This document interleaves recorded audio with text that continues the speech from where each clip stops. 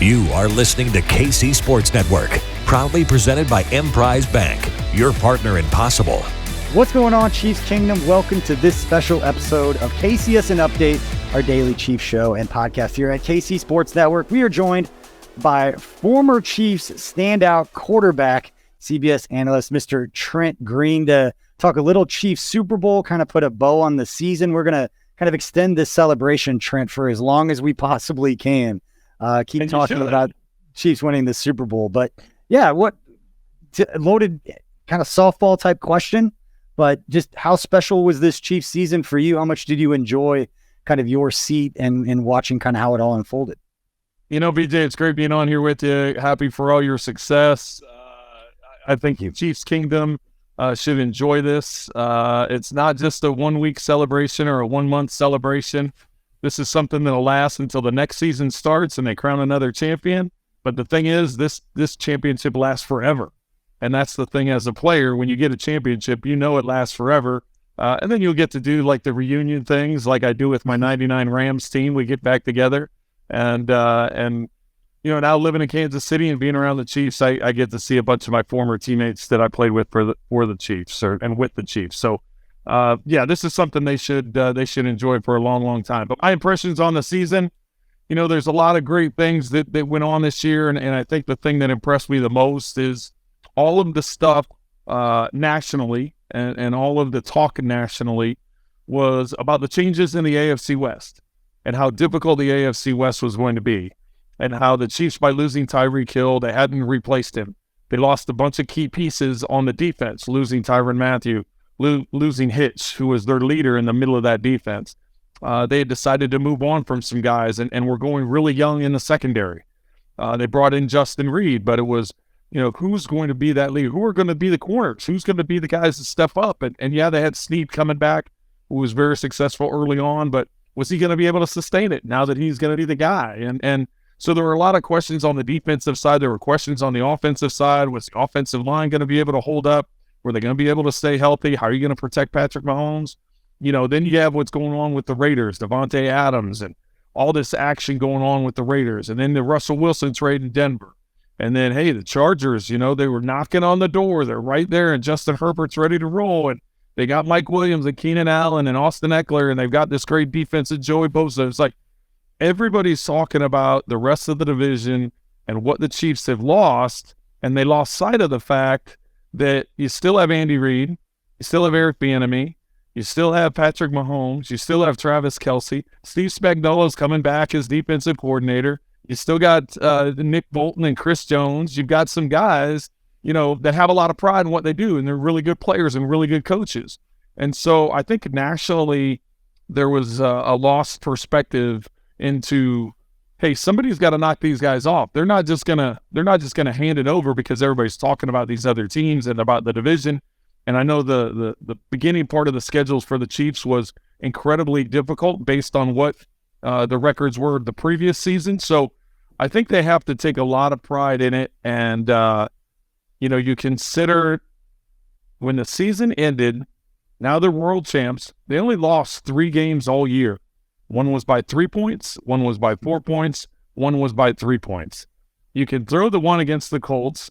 That just happens. Sometimes that happens. The Colts didn't end up being who we thought the Colts were going to be, but everybody thought they were going to be one of the better teams when the season started. And then, of course, the Bengals and Buffalo, when you play them in the regular season, everybody knew that was going to be, those were going to be classic type games. So I think they have to take a lot of pride in what they were able to accomplish this season, not only from a world championship standpoint, but from a, you know, what they were facing going into the season in terms of what the narrative was around the country and around the football world.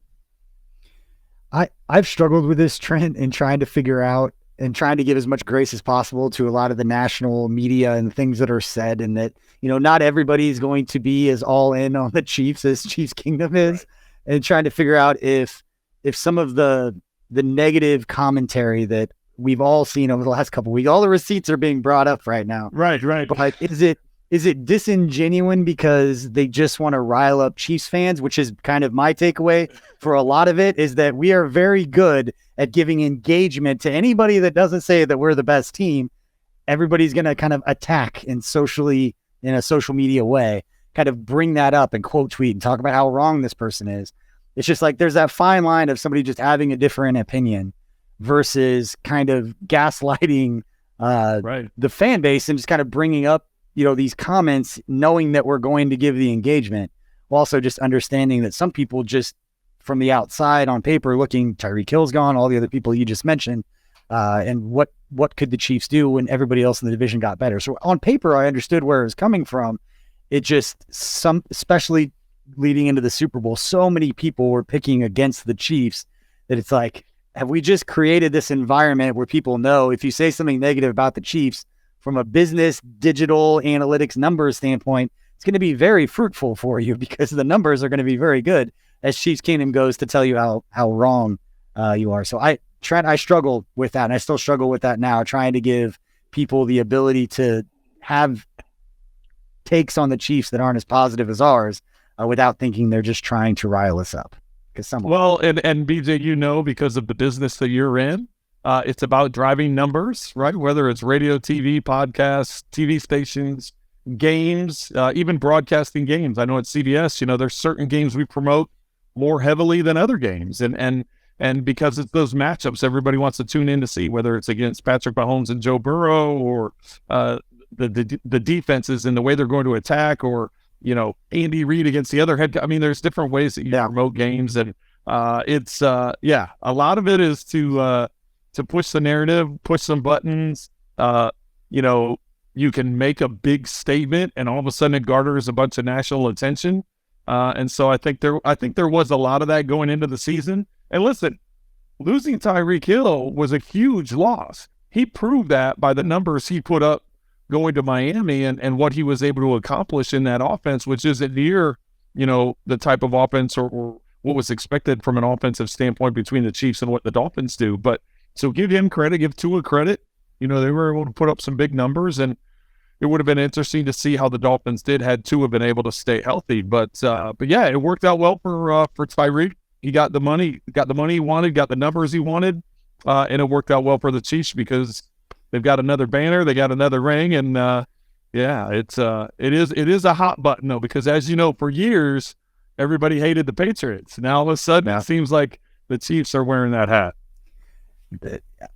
I said for years, like, to Chiefs fans, like, don't become Patriots fans, like, don't take this for granted, don't become entitled. And now it's like they didn't allow Chiefs fans to celebrate this for too long before they just we'd see it as like just trying to tear us down, just trying to say all these negative things.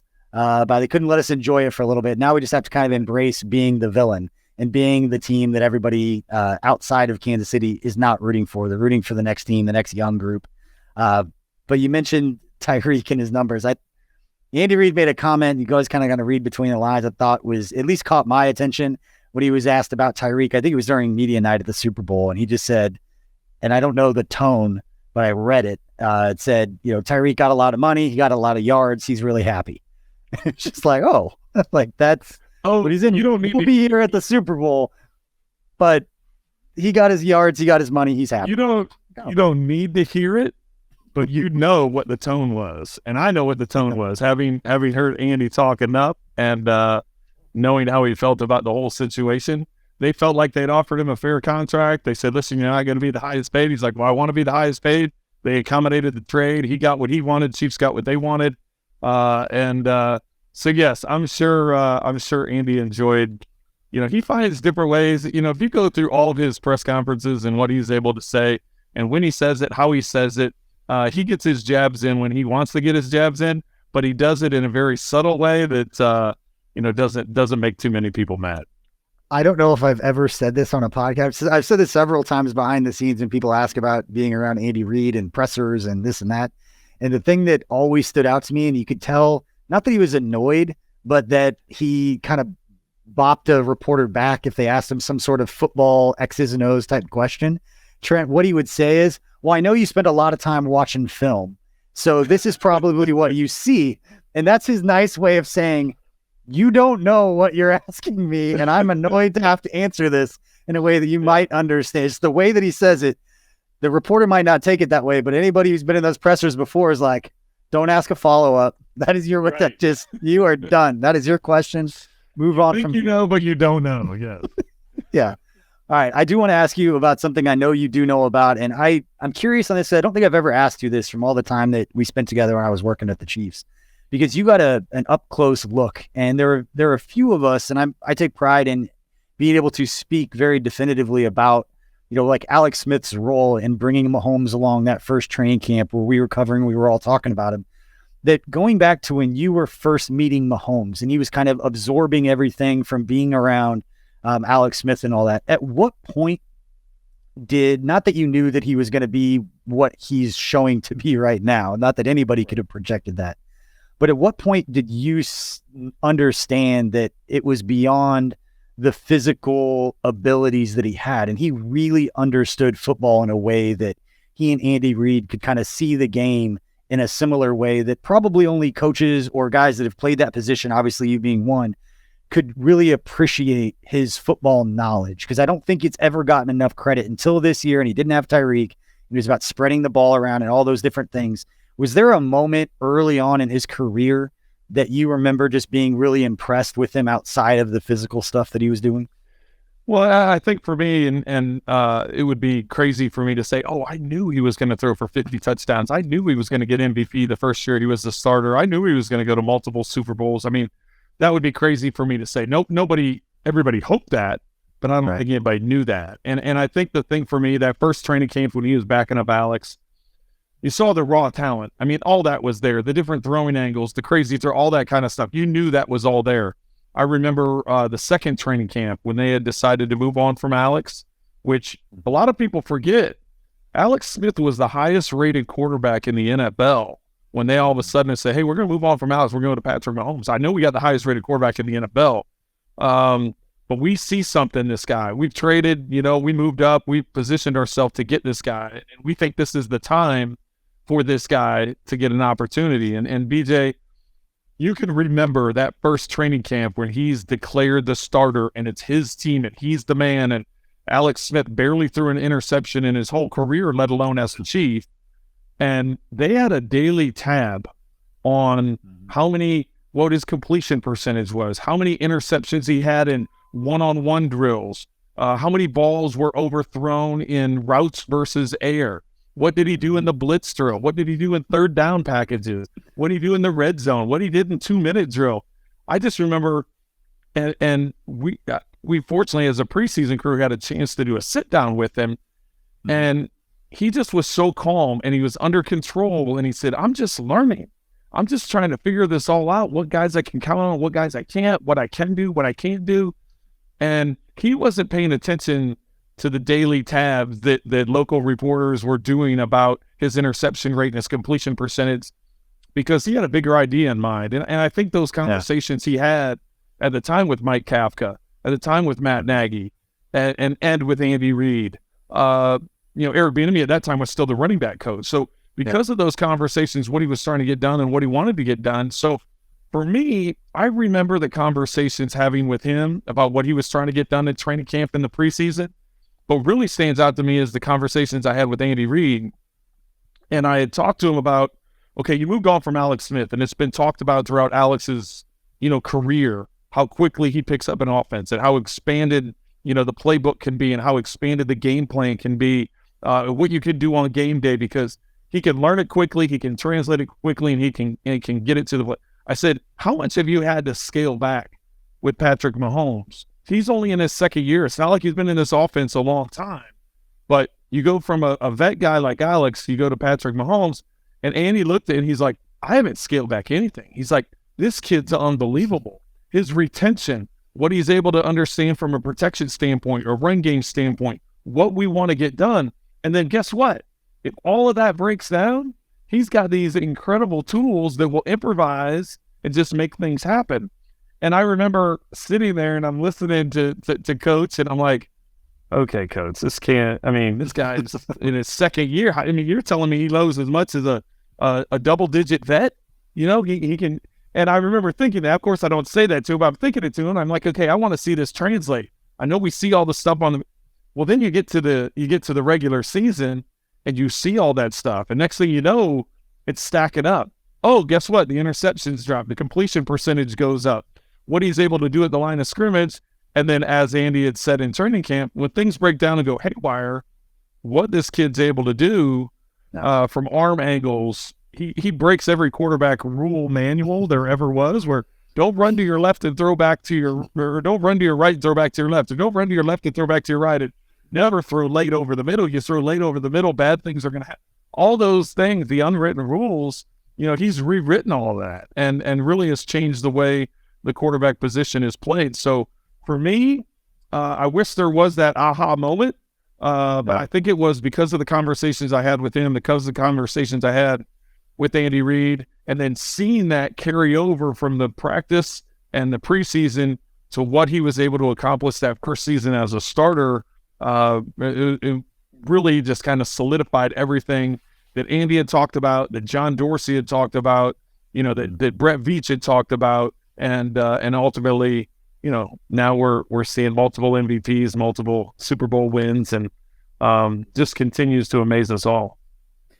I remember the one story that there's a handful of them, but it was always training camp, OTAs. Those were the times because it was a lot more access. There's a lot more, as they're not as buttoned up as they are during the season. Yeah. Once you get to training camp, it gets a little more buttoned up. But I remember one of the staffers telling me a story about the last day of mandatory minicamp, the OTA practices, like middle of June, before they're off for like 6 weeks and they get ready for training camp. That it was that first year he was going to be the starter, the year that he had 5,000 yards and 50 touchdowns, and that last minicamp practice, they as in the coaching staff had decided, is what I heard, after the fact, but that Bob Sutton, who's the defensive coordinator at the time, and a very complex defense, a lot of crazy blitzes, a lot of exotic things that he likes to do, that they had intentionally not shown him being Mahomes, a number of these things, and they intentionally saved it to try to stump him on that last OTA day. So he felt like he was behind. So he would spend the next 5 weeks studying, kind of going into that 5-week break, feeling like, oh man, I really got to be on top of this. And so that's kind of the mental thing that they were going to do with him. And he absolutely torched the defense on unscouted looks and answered absolutely everything. And I was told that Bob Sutton walking off the field, like Andy turns to look at him like, what just happened? And Bob just threw his hands up like, I don't know what to do. Like, we just threw a bunch of stuff at him he's never seen before.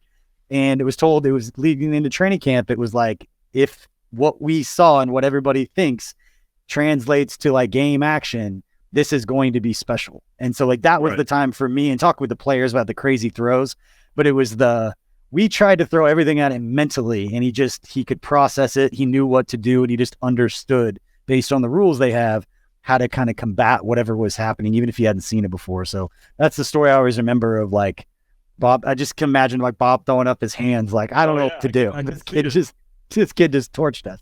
But all right, Trent, I want your favorite story from the Chiefs. It'd either be from the preseason and all the production meetings and all the kind of access you get traveling with team, all of that, either from the preseason or regular season, calling Chiefs games, hearing things throughout the year, just your favorite story on the Chiefs this year that you were a part of, or that you witnessed, conversations that you had that weren't on camera, that we might not have heard before on kind of this Super Bowl run. I love these anecdotal kind of behind the scenes stories. Do you have one that stands out to you from covering the Chiefs this year? There is one, and I've shared it a little bit. I don't know how many of your listeners and viewers have heard it. I didn't talk about it a lot. It was for me. It was with Chris Jones when I first got to camp, and I try and get up to St. Joe a handful of times prior to the preseason starting, just because I'm doing the games, I'm broadcasting the games, and so I want to get an idea mainly about the new players and what I'm going to see. And I remember getting up to training camp this year, and Chris Jones to me looked lighter. He looked quicker. He looked more serious, and just the practices I was having with him. So we're only allotted to visit with certain players per week.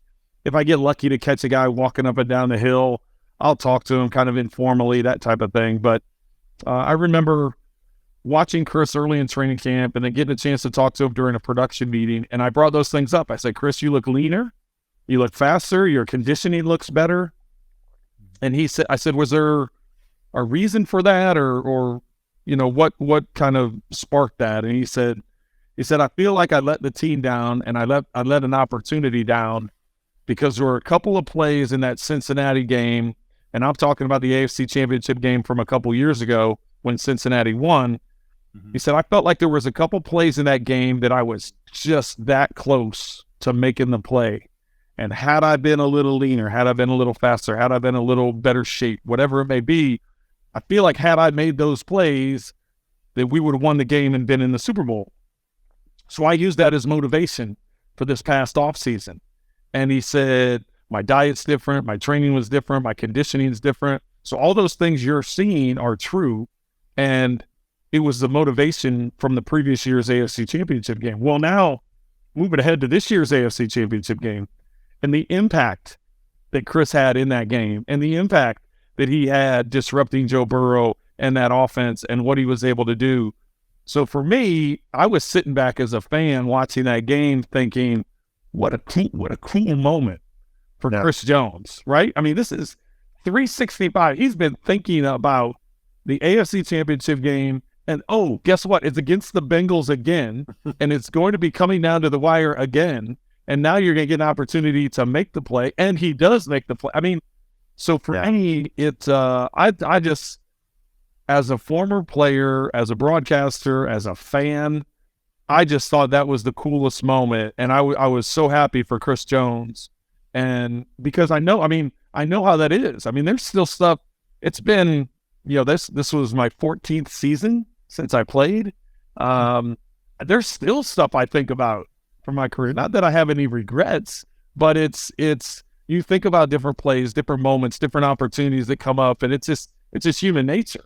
And so I thought that for me, that's what really stands out is that Chris Jones had that in his head going into the preseason, had that in his head in terms of his preparation, what he wanted to do.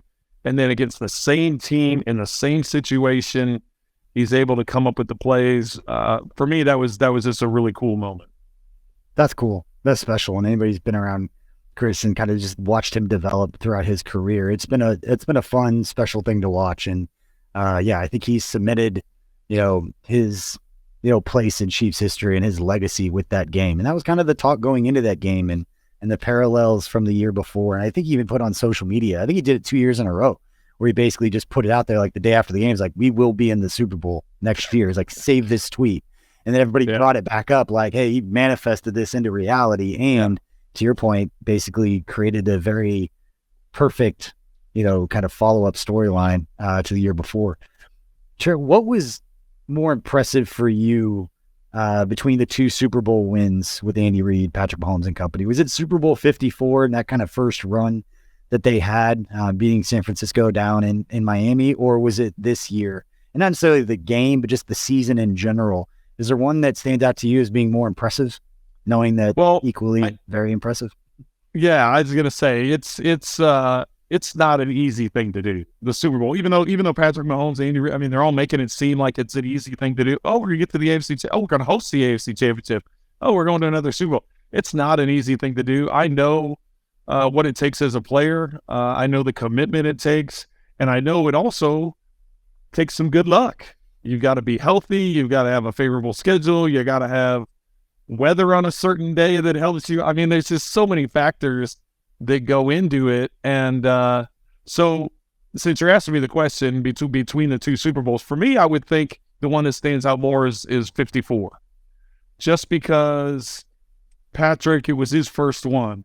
Andy had never won one and still had that kind of lurking over his place in history, right?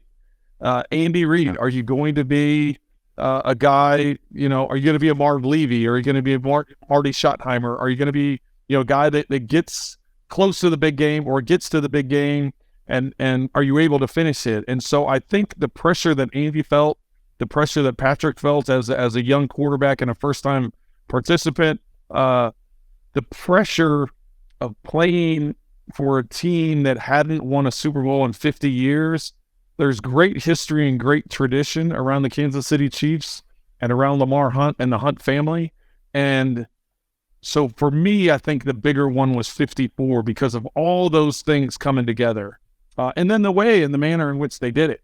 I know this is a memorable Super Bowl. This is going to go down in history as one of the best Super Bowls. There's a lot of great storylines. Obviously, Andy and Philly and the Kelsey brothers. You got, there's a lot of incredible storylines to 57. But I think for me, 54 was a bigger deal just by a little bit, but I think it was a bigger deal. Yeah, I'll always be a little bit biased just towards 54 just because I had a great view of that one and a great understanding of that one. This one was special just because of some of the context and like the Chris Jones story that you mentioned. Obviously, the Tyreek thing we talked about all year. But another one of those storylines that is going to follow this team from this offseason moving forward. And I'm curious your thoughts because you obviously have a personal connection. You've known him for a very long time. But Eric Bieniemy, after 10 years with the Chiefs, leaving to go be the assistant head coach and offensive coordinator in Washington for the Commanders with Ron Rivera. Just what's surprised you or what stands out to you about that move based on your history with him and just so much talk about him and the head coaching stuff? It's just, what was your reaction when you heard the rumors and then, it kind of played itself out over a length of time, but what stood out to you about, EB leaving? I'm happy for Eric. For people that don't know, I've known Eric since I was in my early 20s. I was a rookie with the San Diego Chargers, and he had been with the team for a couple years. So here I was, 23 years old, and he had and brought as much energy that he brings to the field as a coach as he did. He did that as a player. He did that in the locker room. He was always prepared. So I'm extremely happy for Eric. I think this is, even though it seems like a lateral move because offensive coordinator, but he's also going to be assistant head coach. He's going to be more of the full-time play caller. I know over the years that he's been offensive coordinator, there have been points in time within the course of games that Andy's let him call the plays. They've been very open about that there have been opportunities for that, just like he did with Matt Nagy, just like he did with Doug Peterson. Andy does that, but for the most part, Andy's the play caller. So I think this is a great move for Eric. It provides more of an opportunity. Ron Rivera, being a former player, being a head coach for a long time, you look at his staff, what he did in Carolina, what he's done in Washington, giving opportunities to former players to step up and move up in their careers, move along in their careers. I think this is a move that has to happen for Eric if he ultimately wants to be a head coach. I think he should have already been a head coach. I know he's interviewed for a number of positions. I think Eric is a great leader, great motivator. He's not everybody's style.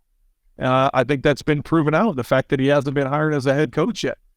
I think as a player, you've got to want to be coached. There are certain players that want to be coached and want to be improved and don't mind that demanding coach that wants the most of them. And that's Eric Bieniemy. He's not, EB. I mean, He's not going to mince it. He's not just going to sugarcoat it and like pat you on the back and make you feel good. I mean, he's going to say, if you want to get it done, you got to work. You got to put in the hours in the weight room, the meeting room, film studying your playbook. You got to come out here and be diligent, spend extra time. I mean, that's who he was as a player. That's who he is as a coach. I think the Chiefs are going to miss him. I know it seems like a natural fit. I don't know what's been announced yet or hasn't been announced yet. It seems like a natural fit for Matt Nagy to move back into that role. If it hasn't been announced already, it seems like that's a natural fit. But, I just think Eric, who he is as a person, who he is as a coach, it's going to be a big loss for the Chiefs. And I think it's an incredible opportunity for Eric because I think he's going to shine. I think he's going to do well. And I think, what's given the opportunity, I think people are going to realize what type of leader he really is. Because I think he's, like I said, I thought he was a special player. And I think he's a special coach. And he's a great leader of men. If you look at the running back, when he was a running back coach, the running backs that he had, and they were always prepared. They knew their assignments. They understood what was expected of them. And they were all physical guys. And he's a hard coach. Not for everybody, but I think EV is gonna do very well. I always loved, not that I ever played in the NFL, but I loved, like my college baseball coach was similar in that you knew where you stood with him. If he gave you a compliment, you earned it. He was not giving you stuff just to try to be nice and to sugarcoat things, but you always knew exactly where you stood. And I think you put him around guys that want to be coached that way. And I think, based on what we've seen on social media, Jamal Charles was one of those guys that wanted to be coached that way. He wanted to be coached hard. He wanted somebody, if he screwed up, to be in his face and to let him know, because that's the way that he was going to fix it. If you put him around players that respond well to that type, I think he'll get the most out of guys. That's why you have some players that used to play for him that would stand in front of a truck for him and they would do anything for him. And then you hear some players that are not fans of his, probably not the players that like being told, like, you're not good enough. Like, you're not where you need to be compared to these other guys. And that doesn't always hit well with some guys. But yeah, I wish nothing but the best. I hope that outside of Kansas City, that Washington has the best offense